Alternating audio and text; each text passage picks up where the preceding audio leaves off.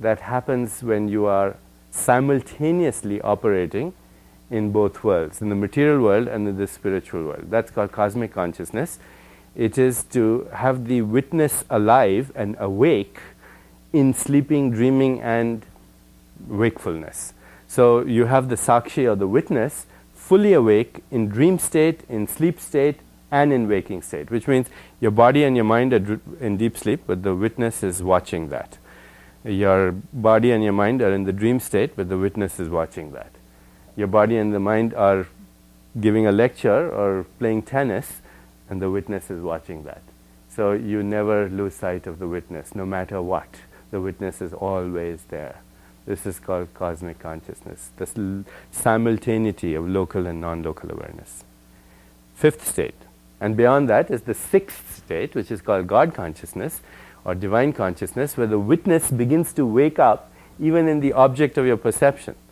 So you look at this plant or this flower, and as you look at this flower, even on a perceptual level, you see there are rainbows here, and there's sunshine, and there's earth and water and wind and space, and the whole history of creation right here in this flower.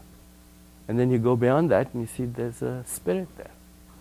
There's a witness there, and the witness is the same as the witness here. So Vedanta says if you can't find God in this flower, you're not going to find God in some book of religion. God is this life-centered, present moment awareness that allows you, even perceptually, to go beyond the appearance into the reality. This is divine consciousness. You cannot escape God, no matter where you go.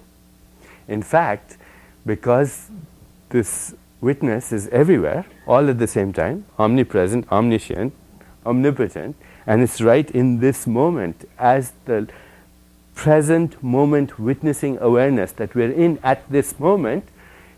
How can you avoid it? Vedanta says spirit is not difficult to find, it's impossible to avoid.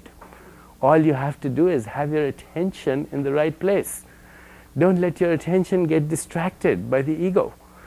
Just give that up. And the Course in Miracles, of course, says give up all attack thoughts. As soon as you give up, because if you realize that the self here and the self everywhere is the same, every attack thought, no matter who it's directed against, is at yourself.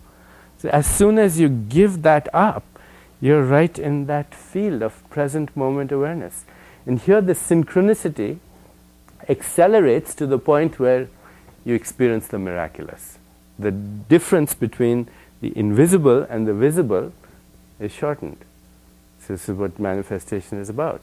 The difference between the time interval between the unmanifest and the manifest gets very shortened. So instead of calling it synchronicity or coincidence, you say it's a miracle. Beyond divine consciousness is the final stage of consciousness, which is called unity consciousness, where the spirit within merges with the spirit outside. Saint Augustine again, he says, "Behold, you were within me, and I outside myself, and there I searched for you. But then I found you within me, and then I found you outside me as well. You were everywhere." And when that individual spirit merges with the cosmic spirit, that state of unity consciousness is beyond our individual personality. It's beyond our skin-encapsulated ego. And in this state of consciousness, Vedanta tells us that we experience our individual body and our cosmic body as being one. Normally we don't experience that. Normally we say, this is me, and then this is everybody else. Or this is me, and that's the world. But in unity consciousness, you say, this is me, and that's me, and that's me. The expression, Vedantic expression, I am that, you are that, all this is that, and that's all there is. And if you really, really, really get that, then of course there's nothing more to say. Good night, thanks for coming. In unity consciousness, the universe is experienced as our own body. It's also this experience of immortality. Rumi has a great poem about that. He says, "Let the waters settle, and you will see stars and moon mirrored in your own being." This is the state where we go beyond the miraculous. So there's a roadmap, and that's the nice thing. The roadmap has been explored by Walt Whitman, by Emerson, by Thoreau, by all the great sages of the East, by all the great prophets, And now we are beginning to understand that not only is the roadmap has been explored, but the human nervous system changes its physiology to create those effects. You can actually study brainwaves in cosmic consciousness, very different from ordinary waking state of consciousness. So I just wanted to add those words to what a great foundation you laid, Dwayne. Thank you very much again.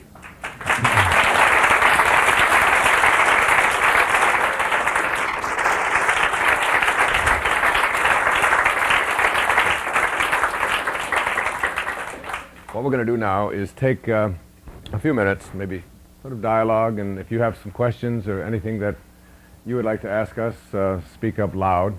We would like to dialogue about some of these. I just jotted down a few of the things where we really sort of overlapped.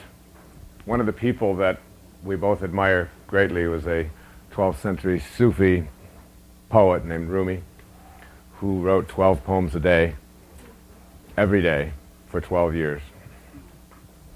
And had a teacher whose name was Shams, whose most of his poetry did not survive. Deepak is putting out a beautiful CD that I heard in Greece of poetry of Rumi's that he and several well-known people are reciting the poetry. It's just absolutely stunning and magnificent. His teacher, Sham, was said to have said, I, me, you, he, she, they, these are distinctions which do not exist in the garden of the mystics. And I like to think of my life and being in a situation such as this, or a seminar here at the Chopra Center for Wellbeing, or wherever, as a garden of mystics. The Native Americans put it a little differently. They said, no tree has branches so foolish as to fight among themselves. And when you think of a consciousness that you were speaking about, Deepak, this unity consciousness, there's a sense in which you almost have to be able to see yourself in everyone else. Isn't that kind of what you're saying? I mean, it's like, if you can't see you there, then your ego immediately becomes involved. And it's almost like you have to step back and watch yourself. One of the things that my wife and I did to really dramatically improve quality of our relationship, because sometimes we would say to each other, this doesn't sound like love. When we would find ourselves talking to each other in ways that neither one of us wanted to do.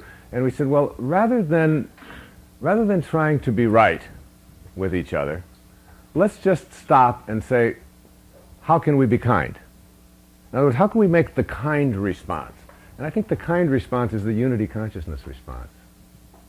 And I think it's true not just in how we relate to each other as husbands and wives or with our children, but with waiters and waitresses and flight attendants and baggage handlers and people on the freeways and so on. It's something that we haven't really grasped for ourselves. And it's a way to let this higher part of ourselves, which is where manifesting, I mean, if there was one thing that I said and that Deepak reiterated back and forth, is that manifestation does not take place from the ego. Particles are not responsible for their own creation. You've got to get over here. And getting over here is taking that stance where you see yourself in that person which you are about to attack by making them wrong, and instead saying, I don't have to have an ego here. Thank you for telling me what a jerk I am. I needed to hear that, or whatever. And letting go of that sort of attachment, if you will, that's like one of the ways to get to spirit. And when you get to spirit, manifesting becomes something that you create the intent with. Once you are out of that physical world and into the witness world. And it's something that as a people we're not really good at. It's almost like, it seems to me, as a people we have to have an enemy. Doesn't it? I mean, it's like if we have an enemy, we've got someone that we can all be opposed to. But now that we don't have any enemies, we sort of go after each other, you know, because we're still into that. We have to create that kind of a relationship in which somebody has to be right and somebody has to be wrong.